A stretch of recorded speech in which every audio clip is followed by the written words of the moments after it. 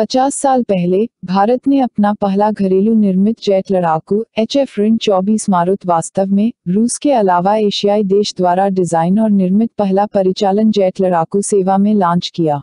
दुर्भाग्य से HF-24 project को महत्वाकांक्षी लक्ष्यों, खराब सरकारी निरीक्षण और कमजोर जेट इंजन द्वारा बाधा पहुंचाई गई थी, जिससे निराशाजनक सबसोनिक हल्के हमले के मैदान का निर्माण हुआ था। आज की तेजस सेनानी का सामना करने वाली कुछ कठिनाइयों को आगे बढ़ाएगा। और फिर भी मारुता ने अपने संक्षिप्त लड़ाकू करियर के दौरान भारत के लिए एक बड़ी जीत हासिल की। 1950 के दशक तक हिंदुस्तान एरोनॉटिक्स लिमिटेड HAL ने कुछ प्रोपेलर विमानों का विकास किया था और उनका अनुभव लाइसेंस निर्माण ब्रिटिश पिशाच जेट विमानों का था। 1956 में प्रधानमंत्री जवाहरलाल नेहरू ने मैक 2 मल्टीरोल जेट सेनानी के घरेलू विकास को 500 मील की दूरी के साथ घरेलू विमाननिकी क्षेत्र के विस्तार के साथ एक प्रमुख उद्देश्य को अधिकृत किया। यह HAL के लिए एक अति महत्वाकांक्षी परियोजना का प्रतिनिधित्व करता है। नई दिल्ली ने कोरट टैंक के रूप में शीर्ष प्रतिभा को भर्ती कराया। महान फोक वुल्फ 190 के डिजाइनर द्वितीय विश्व युद्ध के सर्वश्रेष्ठ जर्मन एकल इंजन सेनानी। यहाँ तक कि टैंक के जहाज के साथ HAL ने अपने डिजाइन स्टाफ 12 फील्ड को बड़े पैमाने पर रैंप कर दिया और इस पैमाने की एक परियोजना को समायोजित करने के लिए अपनी सुविधाओं का विस्तार किया।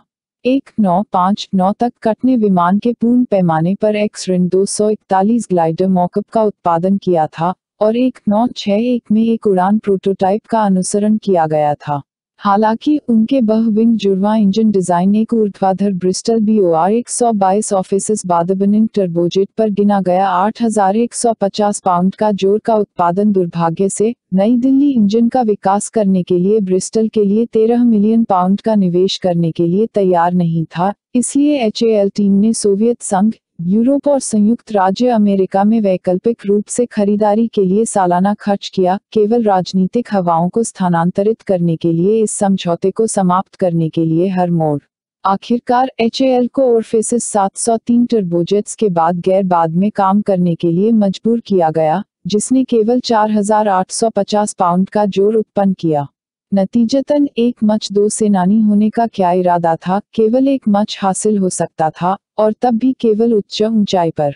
HF-24 मारुत टेम्पेस्ट की आत्मा पहले से ही अप्रचलित था। जब उसने 1967 में सेवा में प्रवेश किया था, वह भारतीय MiG-21 या पाकिस्तानी F-104 स्टारफाइटर्स के साथ नहीं बना रहा था। काफी निराश हुए, भारतीय वायुसेना ने रडार और एयर टू एयर मिसाइल क्षमताओं के लिए योजना बनाई थी और जेट को हल्के हमले के कर्तव्यों में बदल दिया। केवल 147 HF-24S खरीदे गए थे, 18 2-सीट ट्रेनर वेरिएंट्स सहित। ये भारतीय वायुसेना के number 10 flying dagger, number 31 Lions और नंबर 220 डेजर्ट टाइगर स्क्वाड्रन से सुसज्जित हैं। प्रत्येक 16 विमान स्क्वाड्रन को छोड़कर अनावश्यक विमानों के असाधारण बड़े अधिशेष के साथ चोटों के अपमान को जोड़ने के लिए विदेशों में अधिक सक्षम लड़ाकों को खरीदने के लिए घर से प्रत्येक मरुगत का उत्पादन करने के लिए अधिक लागत की जाती है। कम से कम एक बम वर्षक के रूप में मारुता 4 बजे बेड़े बमों और 168 मिलीमीटर रॉकेट तक ले जा सकता था। इसके 4 30 मिलीमीटर तोपों के भारी गोलाबारी के अलावा हालांकि सभी 4 बंदूकें फायरिंग से हटना एक बार इतना महान साबित हो गया कि उन्होंने कभी-कभी चंदवा इंजेक्शन स्विच को पॉप कर दिया और एक टेस्ट प्लेन का नेतृत्व करने के लिए घातक तरीके से दुर्घटनाग्रस्त हो गया। मारुति अन्यथा अपेक्षाकृत सटीक नियंत्रण और अच्छा कम गति वाले हैंडलिंग था।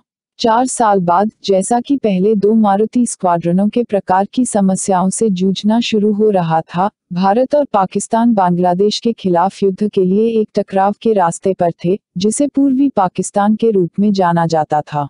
कम से कम प्रदर्शन करने वाली लड़ाकू बमबारी युद्ध के सबसे प्रसिद्ध हवाई से मैदान कार्यों में से एक के बारे में थे।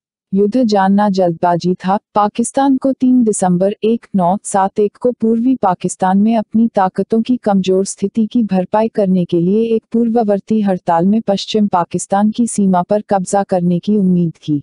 युद्ध के पहले दिन जैसलमेर और अंततः जोधपुर के लिए लक्ष्य रखा गया था, लेकिन इसका पहला लक्ष्य थार रेगिस्तान के बीच में स्थित लोंगेवाला के पृथक सीमा चौकी के रूप में हुआ था। पाकिस्तानी बल 2 पैदल सेना के ब्रिगेड का गठन किया और बख्तरबंद बटालियनों 2000 से अधिक पैदल सेना और 45 प्रकार 59 टैंक, सोवियत T-54-55 की चीनी प्रतियां के लिए कुल। लोंगावाला में पंजाब रेजिमेंट के 20 तीसरे बटालियन के एक कंपनी के 120 लोगों का सामना करना पड़ा। चौकी ने एक जीप, कुछ मोटारों और मध्यम मशीनगनों पर घुड़सवार और सीमा गश्ती दल के एक ऊंट घुड़सवारी दल में केवल एक ही 106 मिलीमीटर पुनरावृत्ति एंटीकेट बंदूक का दावा किया।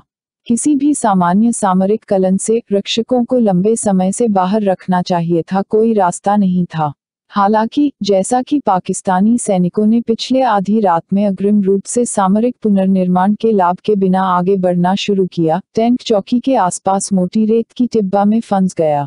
100 फुट ऊंची चट्टान पर स्थित रक्षकों ने इंतजार किया जब तक कि संघर्षरत टैंकों को कम दूरी तक नहीं पहुंचा दिया गया था और फिर आग लगा दी गई। उनमें से 12 को नष्ट कर दिया गया और उनकी एकमात्र पुनः बंदूक और पुराने विश्व युद्ध युग PIT एंटीटेक प्रोजेक्टर के साथ। पाकिस्तानी वापसी की आग में केवल 2 मौतें हुई। पाकिस्तानी इन्फेंट्री के रूप में हमले का मैदान एक ठहराव के रूप में सामने आया, जो कांटेदार तार की एक पंक्ति के पीछे एक मीनफील्ड माना जाता था, जिसे बाद में पता नहीं चला था।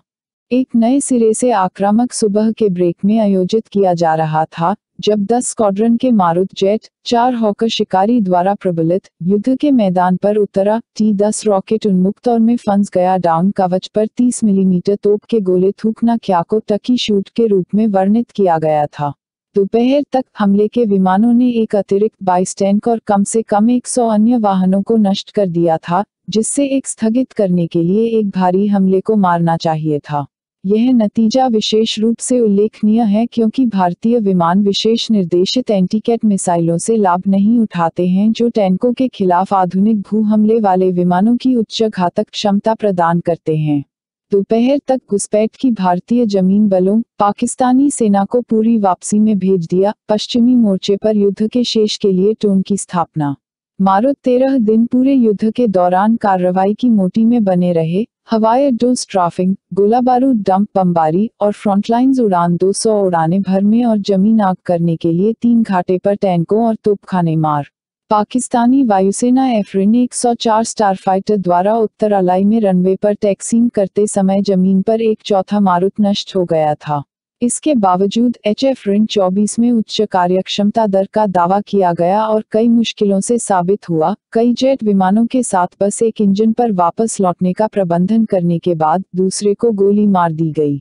220 स्क्वाड्रन के मेजर बख्शी भी 7 दिसंबर को उसकी मारुत में एक हवा से हवा मार रन बनाए जब वह एक पाकिस्तानी एफरिन 86 सेबर एक कोरियाई युद्ध युग लड़ाकू जेट विमान पर पाउंस्ड। संघर्ष के बाद वहां अधिक शक्तिशाली इंजन स्थापित करके HF-24 में सुधार के लिए कई प्रस्ताव थे, मारुत मार्क 1 और 2, लेकिन जब यह तेजी से और भारी प्राप्त कर सकता है। भारतीय वायुसेना मारुत में आगे निवेश में कम रुचि थी। सोवियत संघ से सु-7, MiG-23 और MiG-27 सेनानी हमलावरों को गिराना। HF-24 पिछले विमान में 1990 एयरफ्रेम्स के कई केवल बहुत सीमित उपयोग देखा था। 31 स्क्वाड्रन से समाप्त किया जा रहा के साथ 1980 के दशक में भारतीय स्क्वाड्रनों के चरणबद्ध तरीके से समाप्त करने के लिए शुरू कर दिया। अब होममेड जेट्स पर काम करते हैं। केवल पूरे भारत में स्मारकों के रूप में मारुत की कहानी से तैयार होने वाले कुछ सबक हैं। पहला मानना है कि खराब नियोजन और दिशा की कमी भी एक आशाजनक परियोजना को अपंग कर सकती है।